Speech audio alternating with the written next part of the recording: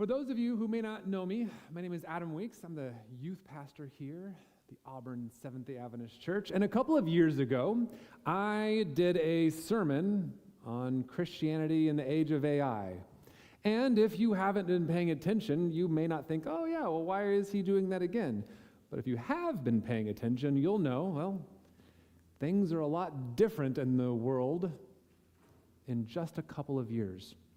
I wanted to bring us back to this time, and my work, let's see if I've got the clicker here. My work, for those of you that don't know, I am the part-time youth pastor, and I also work in technology, and I use AI in different ways just about every day. Real quick, how many of you use AI on a regular basis? Yeah, it's how many of you have never used AI? All right. So we're going to do a little bit of education here. I'm a teacher at heart, and so one of the things that you may not be aware of is we're going to kind of do what is the state of AI? Well, to talk about this real quick, in March of 2023, a gentleman got onto a website and posted this video. And this is disgusting. It is a very odd and uncanny video of Will Smith eating spaghetti. And since this video went viral, and that's really distracting. Since this video went viral, there has been something called the Will Smith eating spaghetti benchmark to test how good AI is. And we have seen literally at this point, hundreds of these videos as they have gone from this, which is really weird. So starting out here, Will Smith eating spaghetti 2023, and then every so often we'll jump to here 2025. But you can see it's amazing. But he's got two forks. There's like another fork there, and he's got a giant towel, and it kind of looks like him. But you can see that that was a huge leap from that first video where it barely even looked like Will Smith to like, oh, wow, that's an amazing. February, there's another one.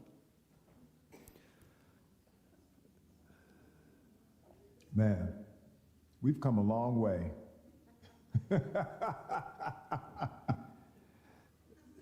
That's still, all that it took to make that was someone typing in text saying Will Smith eating spaghetti, and that's what the computer generated.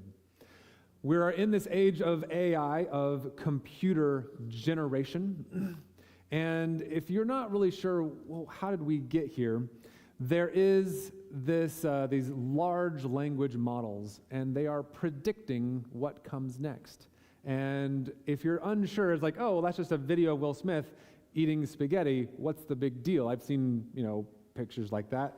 But what's amazing about this is that the computer is creating this on its own. There was no camera involved. There was no human doing any art.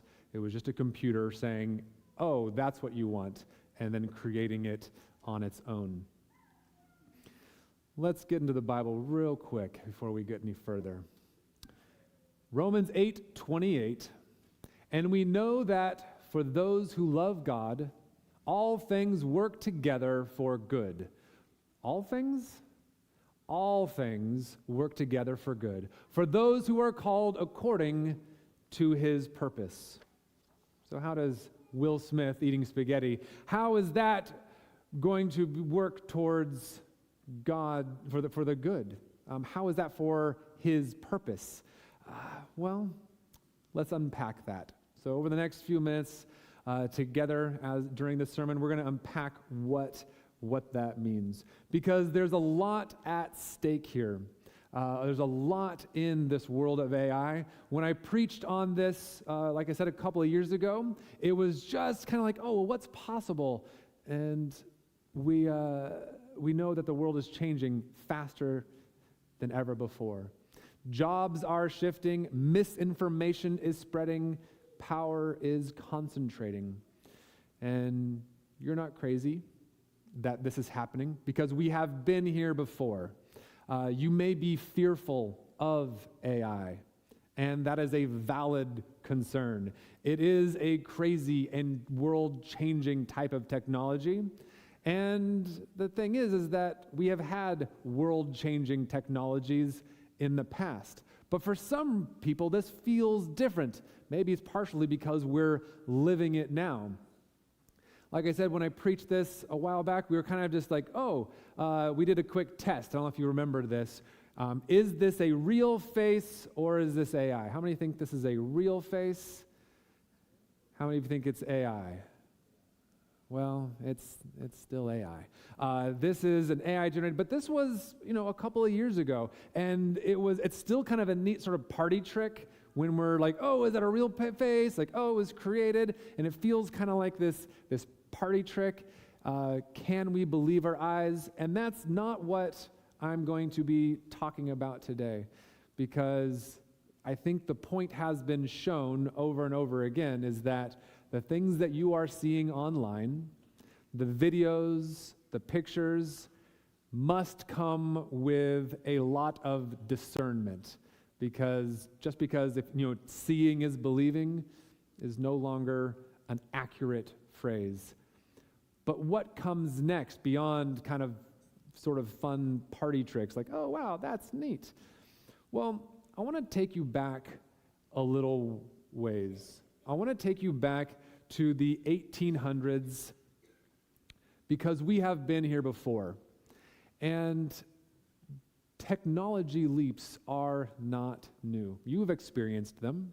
You didn't experience this one. I don't think anybody here's quite this old. The Luddites. Has anybody heard of the Luddites? We have used this word as a derogatory term in the last couple of centuries to describe someone who did not want technology. They didn't like things to change. They wanted it to stay just the way it was. And there was a movement called the Luddites.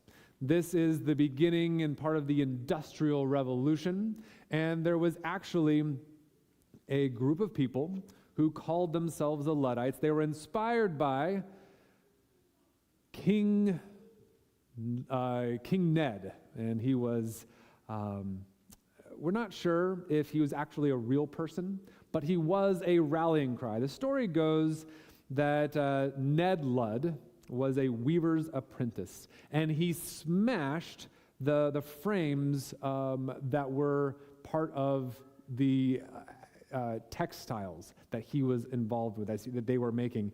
And this story spread that he had destroyed these, destroyed these machines, and people started using him as a rallying cry. People were afraid that the textile industry was taking their jobs. They weren't just afraid because it actually was happening. You had factories that were taking away from what people were able to create. And they were creating less quality fabrics because before it had been made by hand. And it was a beautiful craftsmanship. And they loved what they did. So many people were a part of that. But then these machines came in and started changing things. And these machines were owned by the wealthy people. And these machines made the wealthy people wealthier. History doesn't repeat, but it does echo. We are seeing in many ways just like the Luddites, where they were frustrated and angry about their way of livelihood that was changing. And so they took up arms and they used this man, King Ludd, as their inspiration. They would say that people would go in the dark of night and they would sneak into these factories, destroy these machines, and they would say, King Ludd, he did it. The thing is about these Luddites is that they weren't anti-technology. They were terrified, and their world was disappearing. It was changing. Skilled craftsmen were displaced overnight. Wages collapsed while factory owners got rich. Sound familiar? Yeah. It wasn't the technology that angered them. It was that their way of life was being changed and that people were profiting, greedy people were profiting off of that change. You had so many, this movement of the Luddites became such a big deal that there were people that were tried and were hanged, people were shot and killed. There was about a 6-year period of time where there was essentially a revolution over this technology that was changing their very way of life. Fortunately, it hasn't gotten that bad. I hope it doesn't. I don't think it will. But people have a very strong frustration and distrust. Yesterday, we welcomed, yesterday capitalism created Earth's first trillionaire. Earth's first trillionaire was created. Elon Musk now has that title as a trillionaire. The company that went public yesterday was SpaceX, which owns, in part of that is an AI company called Grok, and AI and SpaceX. But I tried to imagine what a trillion was like, so I found an image. So let me just break this down. If you take a $100 bill, which is what I always, when we were doing the children's story, I hope that someone's going to bring that. If you take a $100 bill and place it on the ground, and then you take about 1,000,000 $100 bills, actually like $100 bills, put them on the ground, it'll be about 3.3 feet tall, a stack of $100 bills. Well, what about $1 billion? Well, the Burj Khalifa is that right there. So it's higher than the world's tallest building. So $1 million, that's a lot. But $1 billion, higher than the world's tallest building of $100 bills stacked on top of each other. But $1 trillion, 2.5 times the height of the International Space Station. I still can't visualize that. I don't think this really helps because it's just an unreal amount of money. We actually have less than $2 trillion of $100 bills in currency circulation. So if Elon Musk were to cash in his trillion, he would have over half the country's supply of $100 bills. The math doesn't math. It doesn't make sense. What is happening?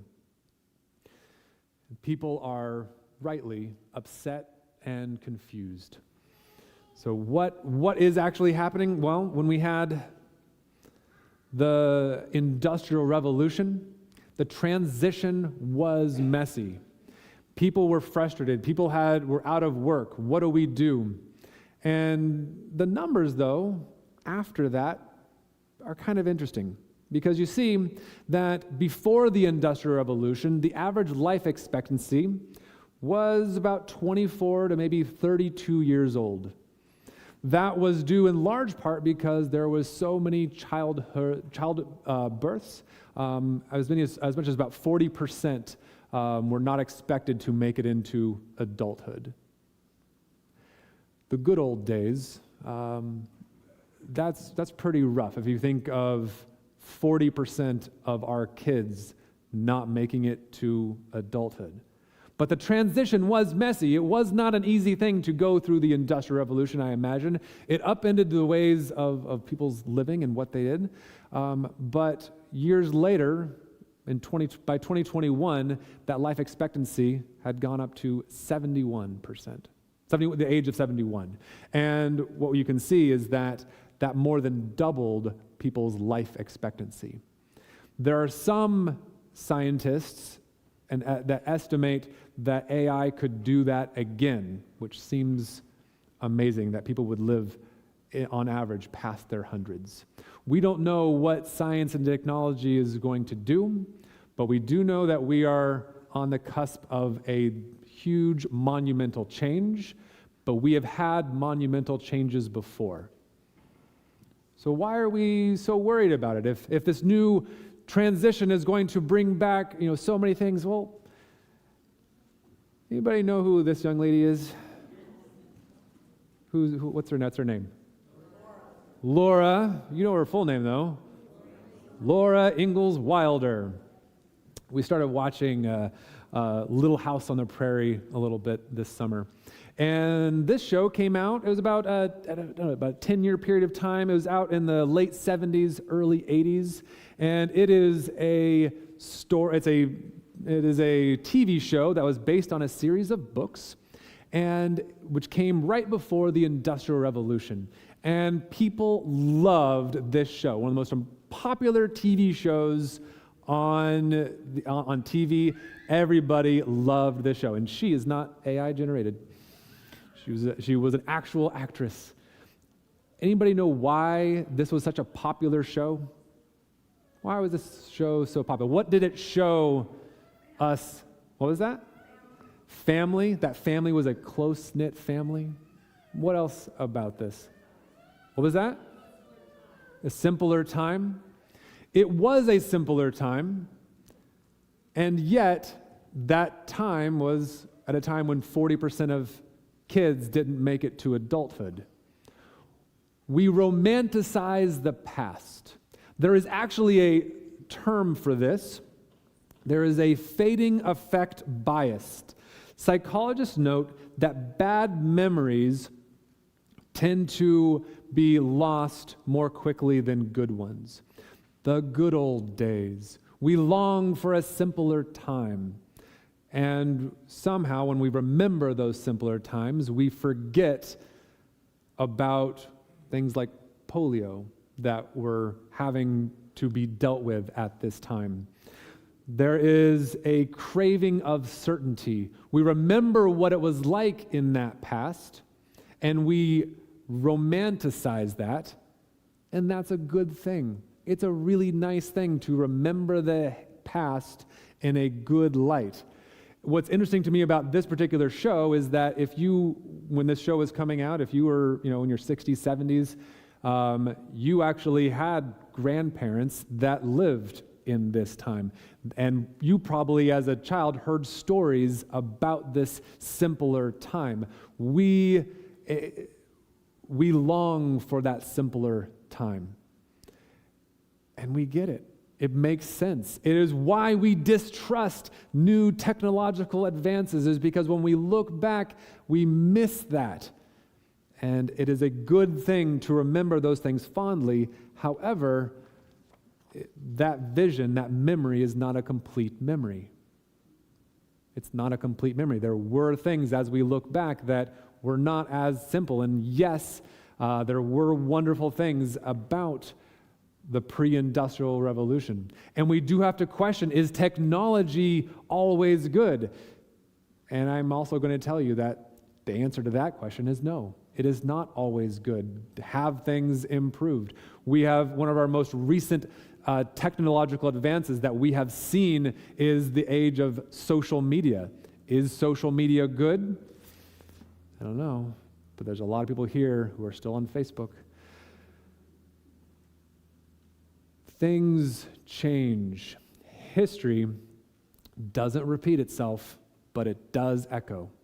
The outcome of this moment is not predetermined. Greed will push one direction. Elon Musk, the world's first trillionaire. That's crazy. However, faith can push in another direction. What I am advocating is not saying that AI good, AI bad, because I don't think that we can distill technology. You cannot distill a tool that has no morals. Technology is amoral. You cannot say AI good or you cannot say AI bad. It is the people who are in charge of these giant systems, and are they going to act in our best interest, or are they going to act in their best interest? And I can tell you it's the latter. They will act in their best interest. Let's go back a little bit further. Let's go back further than the Industrial Revolution. Daniel in Babylon. He was a foreigner in a foreign land. As a young boy, he was taken from his home and taken to a foreign land.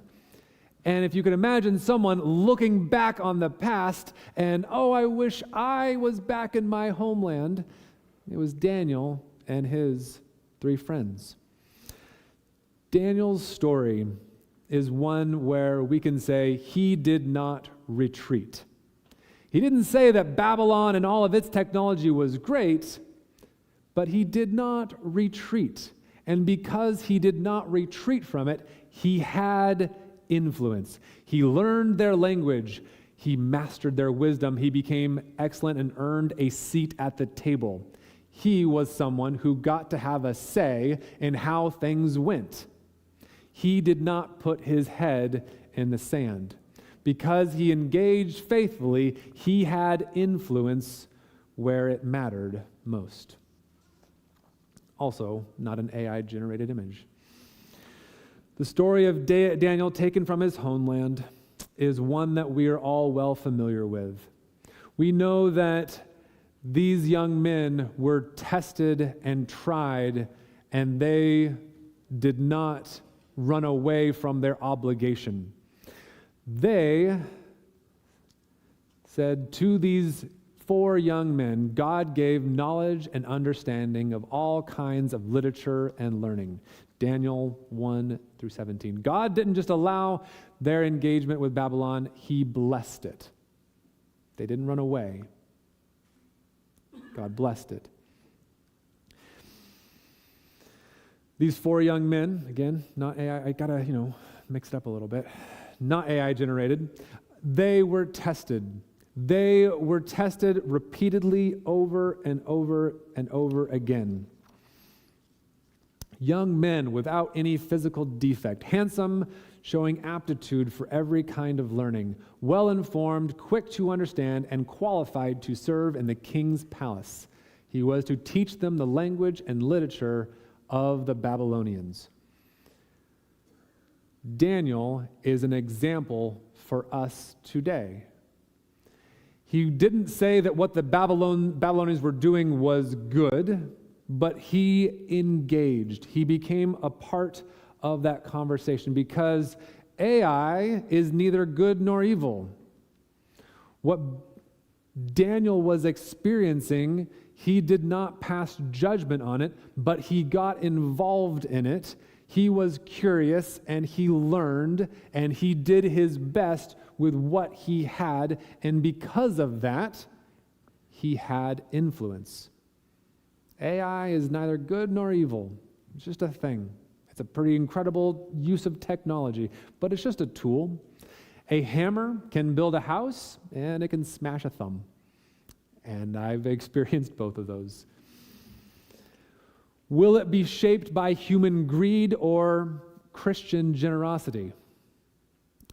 I look on videos as I'm researching and learning about AI, and people often boil it down to a very simple, AI bad, it's doing this bad thing. Like, well, actually, it hallucinates, it doesn't have this, and all of these things that are bad about it. Like, well, yeah, those things are true. But it's doing that is similar to talking about different types of hammers. And okay, well, it's bad. Well, it's not meant for that, or it's doing this thing. But it is neither good nor bad. Where we need to engage is that when companies use AI to harm us, we need to speak up. When companies use AI to help us, we need to speak up. We have an obligation to be curious and to learn and to be a part of that conversation. And I would say as Christians, we sometimes can romanticize the idea of going off into the wilderness. I'm going to go away. I don't want to be around this crazy world. But we have something called a Great Commission. And that Great Commission says you don't get to run away. You're not supposed to run away. You're supposed to do as Daniel did, to engage with the technology of the time. AI is not good. It's not bad. It's a tool. Of course, what would Jesus do? Jesus didn't retreat from culture either. Jesus was an incredible storyteller. And he engaged with the culture as it was and did not run away. He spoke the language of his day. He told stories that connected. He was present in the synagogue, in the marketplace, and at dinner tables. Jesus is that example. Daniel is that example. And the Luddites, they weren't wrong. They were angry about something that was changing their livelihoods. When a bad thing happens, or when anything happens, what we do with that is what matters.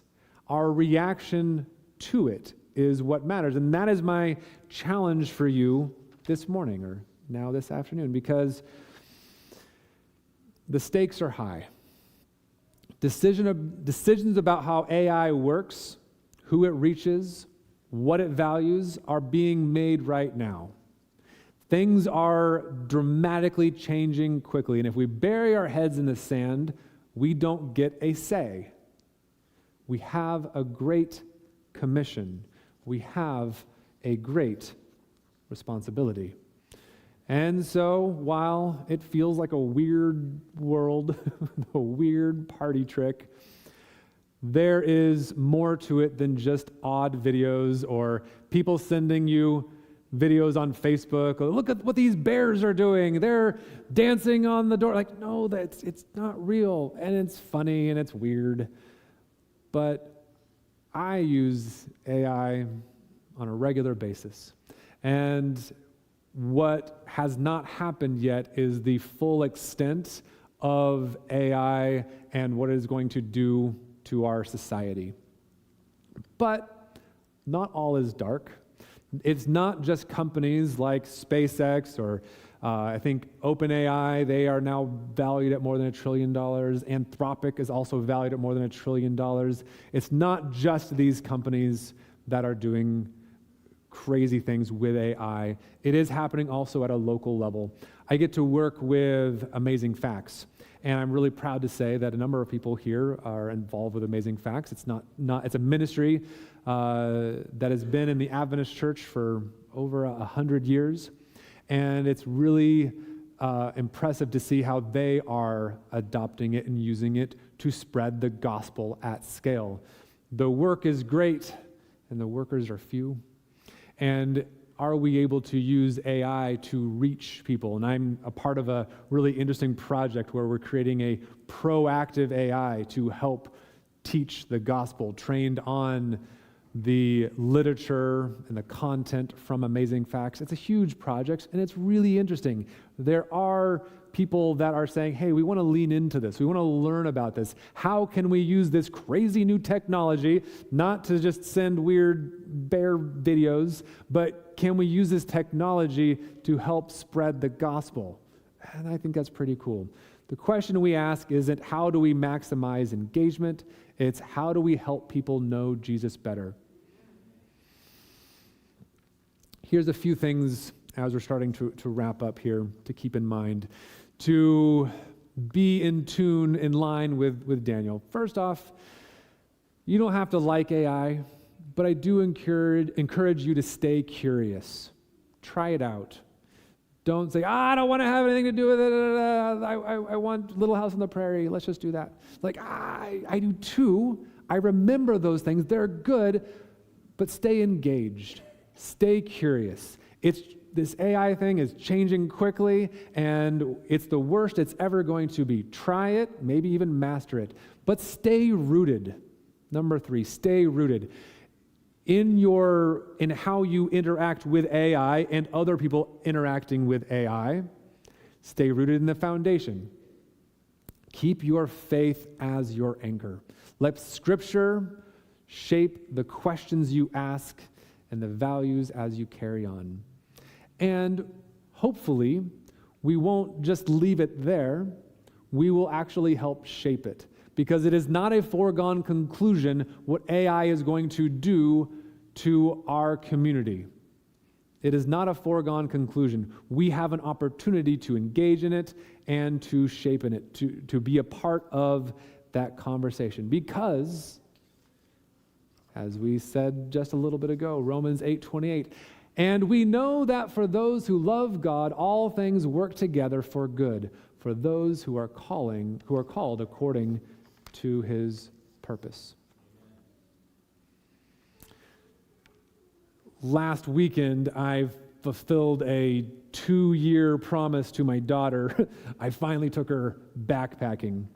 We went up to the mountains. It was beautiful. We saw bald eagle. We saw tons of flowers. And it was wonderful because there was no cell phone service. It was fantastic. I got away from it all. Vivi and I, we had this incredible time where we were able to go out into nature and to experience nature. It was glorious. I wanted to go back. And it was being able to hearken back just a little bit for a short amount of time to a simpler time. And that is fantastic. And we need to go out into the world and escape from the world. But I will say it was nice to come back. It was good to go out, but it's also good to come back. Indoor plumbing is a blessing. Be a Daniel. Don't retreat. Engage. Stay curious. Learn what it can do for your own mission. How are you using AI to further the kingdom of God? And it may be encouraging other people to do so. It may be not necessarily passing judgment on something that is amoral. Remember, it is neither good nor bad. At the same time, there are companies that are actively messing with the environment with their giant data centers. There are bad things that are coming out of it. There are irresponsible things that are happening with it. There are also good things that are happening with it. It is neither good nor bad, but let's not leave the secular world to be the ones to decide where it goes. We have an obligation. The outcome of this time isn't written yet. We get to write it. At this time, I'm going to invite our musicians up as we sing, "My Jesus, I Love Thee."